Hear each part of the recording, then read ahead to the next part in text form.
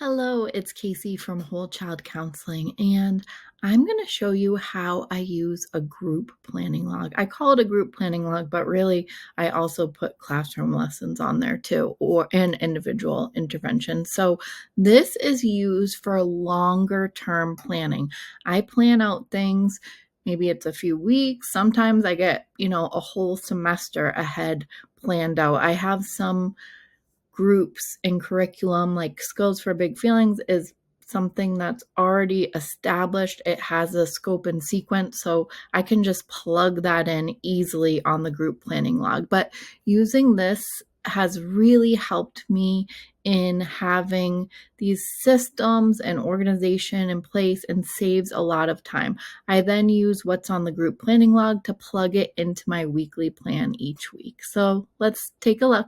The group planning log is a place for you to plan your group activities or classroom lessons by looking at each student's IEP or MTSS goals and objectives. It's also a place to take group attendance and to note any supplies or links that are needed for the activity, as well as where the activities are located. You're going to be really specific with this. If you have an activity located in a certain binder or a certain folder or a certain drawer, you're going to put that here, as well as links you might need. It might be a YouTube video or Google Slides link or Boom Deck. You're going to add all the links here. To do this, to create this group plan, you're going to look at your goal summary sheet and your SEL database to create this. And each week, you'll use the planned activities from this group plan to create your weekly plan. And I'll show you how to do that. So hopefully you've already created an organizational templates folder in your Google Drive, and then you can just rename this. So your group planning log, you want to have like the year 24-25 group planning log. We're going to put that here as well. And then you would just go to File and Move to move a copy of this group planning log into your organizational templates folder in your Google Drive. So we changed the year in the header. We changed the title of the document to include the year here. This is helpful because sometimes you're going to have to look back at past years, and this just makes it easy to keep everything super organized. So to add in a group class or session time, you're going to go to whatever day you want. So this is a clickable table of contents here, as you can see. So it just brings you wherever you want to do. And you're going to highlight the group time and info, and then you're going to put, this would be the same as on your master schedule too, whatever it is. So I have a done one here. I just wrote 9 to 9:30 grade 1 group. I made a fake thing, so I feel like I'm just going to confuse myself because I made this fake schedule and fake names and fake goals and everything. So the reason you highlight it to change it is because it puts it on that clickable table of contents. So let's say you have like an 8:30 group with kids from a certain classroom.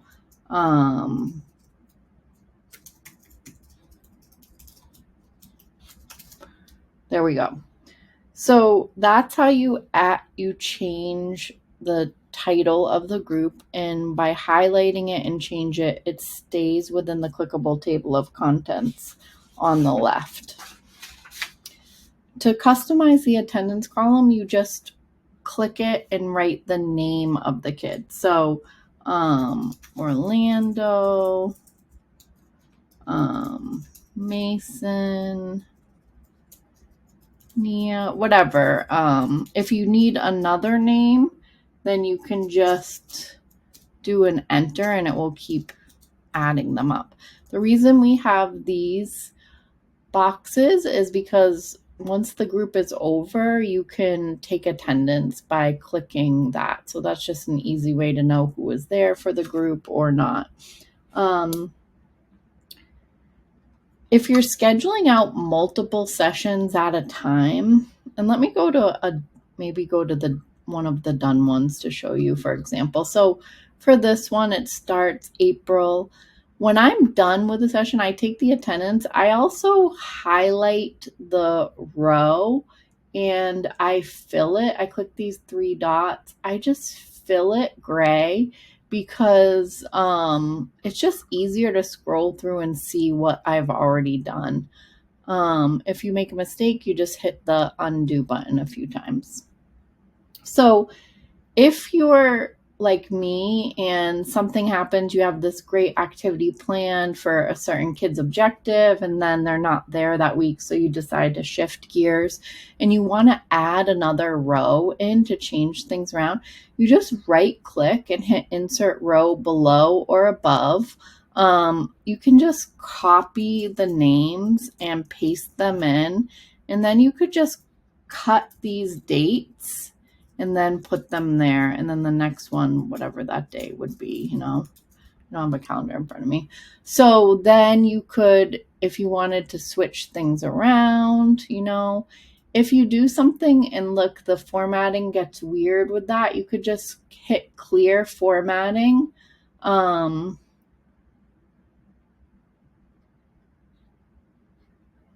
I'm just going to take those off and do that. But if something is weird, just hit that clear formatting button and it will go back to regular for you.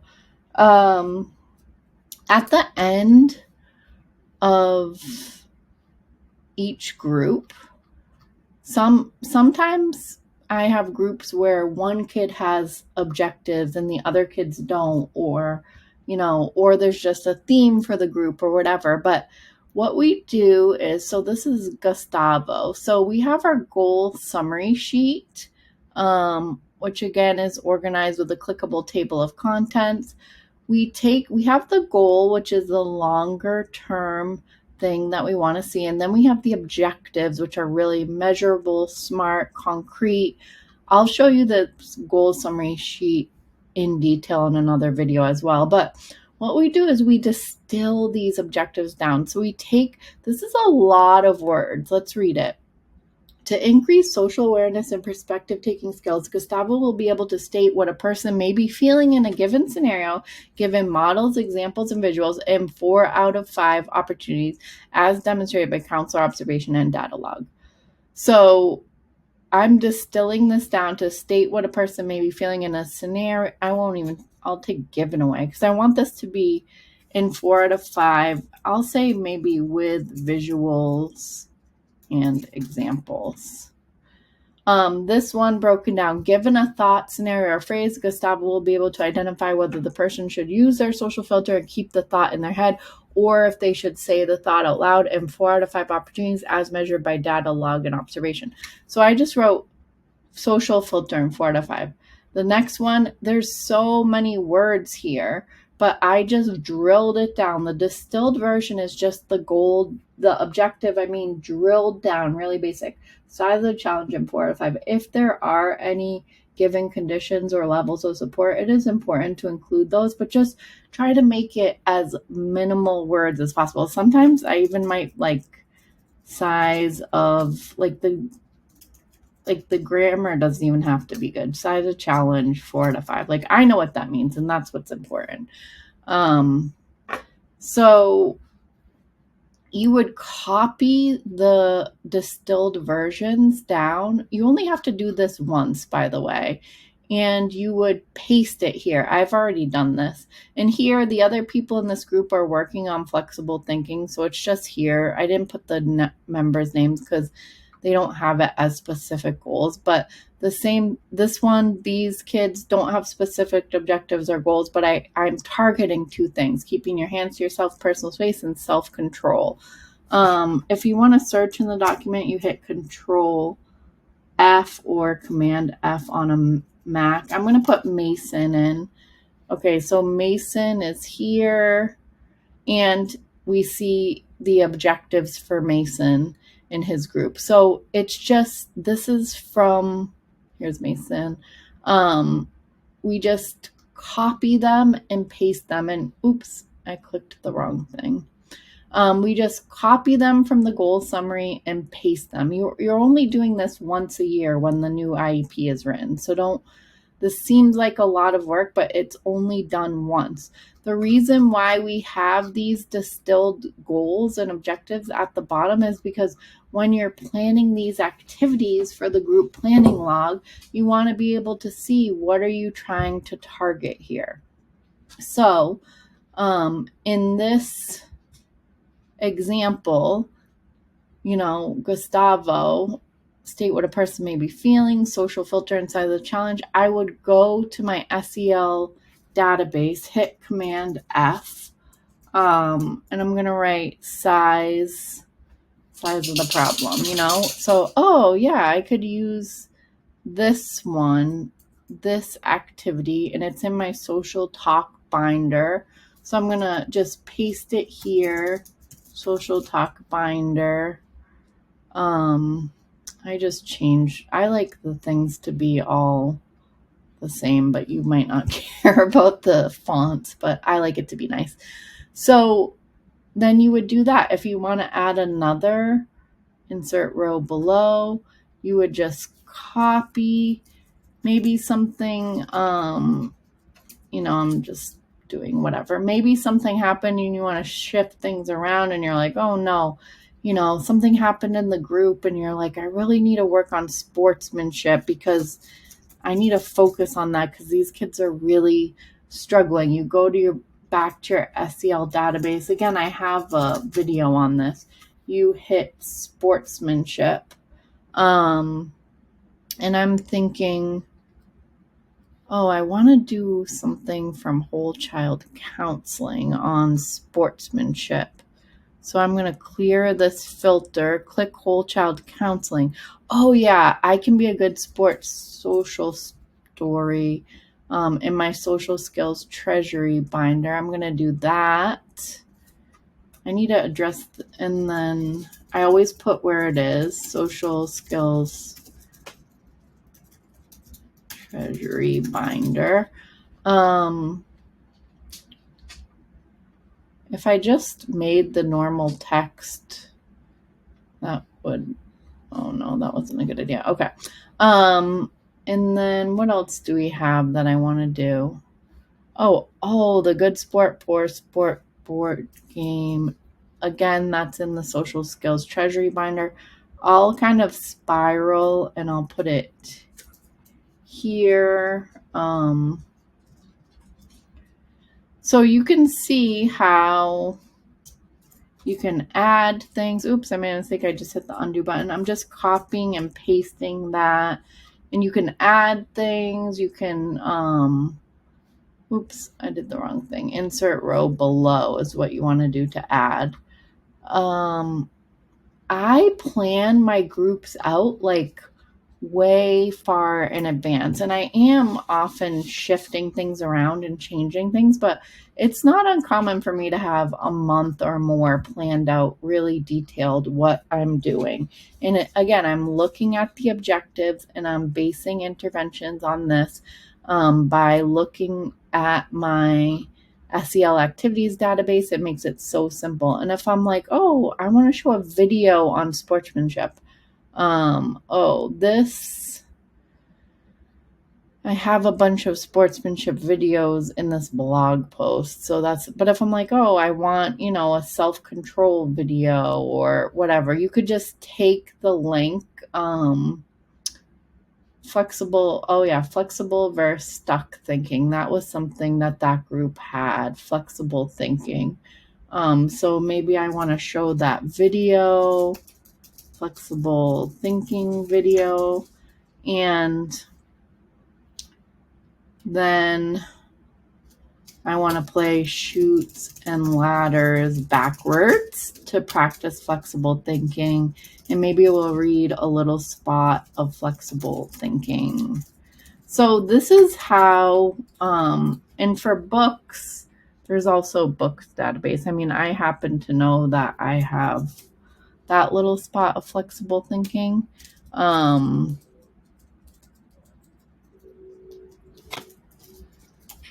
have a whole category that's growth mindset, mistakes, and flexible thinking. So I have a ton of books on that. But you could easily paste them in there. Okay, let's go back to the group planning log. What else do I want to tell you? If you want to add more tables, you would just go to the template, copy the day, and maybe sometimes you don't need the objectives. Or if you need extra objectives, again, right click and hit insert row below. Maybe you have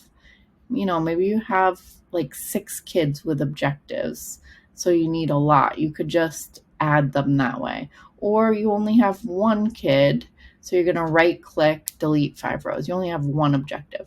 If you want to add more, you just go to this template section, highlight the day that you want, hit copy, then go up to the day, and you're going to hit go where you want and hit paste, and there it is. When you do it this way, then again, that will be on the clickable table of contents. So if you need more sessions on different days, that's how you do it. So you're also going to use your group planning log to create your weekly plan. Here's my example weekly plan that I started. So what you would do when I do a weekly plan, I'm just making up these days. They probably don't make sense, but I would go like October. If there's something going on, like there's a half day or something, I would write that there. So I would just I write the days on my weekly plan. Remember, you've created this weekly plan from the copy of your master schedule. Then all you do, so I look at this 9 to 9:30 group, and on Monday, and I would just copy. I highlight it, right click copy, or Command C to copy, Command V to paste, and I paste it on there. I did this, then I would go to the next group, the group with Winona and Max and Maria. I'm going to copy it, paste it. So as you can see, your group planning log is for multiple. I know this says May and I wrote October, but that's because all this stuff is fake to keep everything confidential. So I just made up all this stuff to show you guys. So that's why, if it's like, you're like, what is she doing? That's why. You just click along, copy and paste. And I did this myself for a week and I timed myself. It took me 4 minutes to use. I had my group planning log done and I used the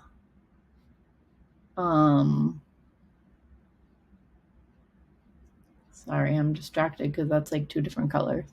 I had my group planning log done and I just copy and pasted everything from the group planning log into the weekly plan and I printed it, and it took me 4 minutes to do. So it's not, the group planning log does take some time, but this allows you to do really developmental, long-term. I'm not sure why these kids here don't have, I'm not sure what's going on. That one is weird. I'm just going to make a new row so I can delete that one and fix it because I don't know what's happening. Things are getting a little weird. Sometimes if things aren't right, I might just, I think it's because of this page. That's what it is. See, this thing is a page break here, so that would be cut off on a printer. That's why it's not letting me paste in there. That makes sense. Okay. So whatever, we're just, like I said, if you need to copy dates, you can just copy along the column, cut them and paste them if you're adding things in at a certain point. So the group plan is where I take attendance, like I said, and I do, in addition to checking off the boxes, I do highlight and gray out the one that's been done. Click the 3 dots, click the paint can, and then just, you don't have to do gray, but gray is kind of dull. I probably should do a better color, but it's just when you're scrolling by, it just makes it easy to know, okay, I ended there. That's all. That's why I do it that way.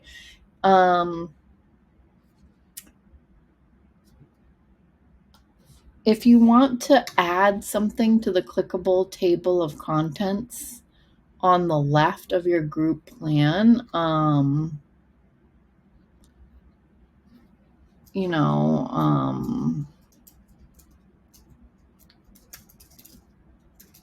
meeting with admin, we'll say. You write what you want, you click the normal text, and then you could do apply heading 2. And then if you want to, change it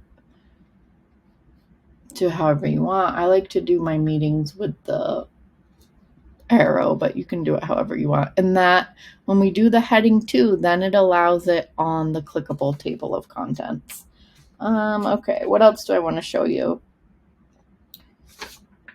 If you don't see the clickable table of the contents on the left, just go to View and hit Show Outline, and then it will come there. If you need to delete a row for some reason or a column, let's just say you have a row here and you don't need it, you just click within that row, right click it, and hit Delete Row. To add it, you right click in, insert row above, insert row below. If you wanted to insert a column, you could do insert column. I'm going to hit the undo button on those things because I don't need those. To delete a row or column is the same thing. If you want to delete a whole table, maybe there's in the template, there's 4, and on Tuesdays you have a half day or something, so you don't need that many. So you just click within the table, hit delete table, and it will go away. Or maybe you don't need the objectives for that group, so just right click it, delete table, and it will go away. I'm just hitting the undo button because I don't want to do that. So undo is here, but you can also hit Control Z on Windows or Command Z on a Mac. And to search the document, you just hit Command F or Control F, and that will help you. Maybe you want to know your grade 2, what days you have grade 2, or you want to know when your when you have lunch bunches or whatever. That's how you search. And I think that is all for the group planning log. I hope you found this helpful. So again, group planning log, long-term planning. You copy what's the activity, you paste it into the weekly plan, then you print out your weekly plan. If you want to, maybe you just have it digitally. I like it printed and digital. I like it digital because it's easy to click the links, and also if I'm like going into a different classroom or something, I have it all there, but I also like to see it and hold it. That's the way I like to do it. I hope you found this helpful. There's more videos on organization and how to use all these tools, and there is more ideas on the blog as well. Thank you.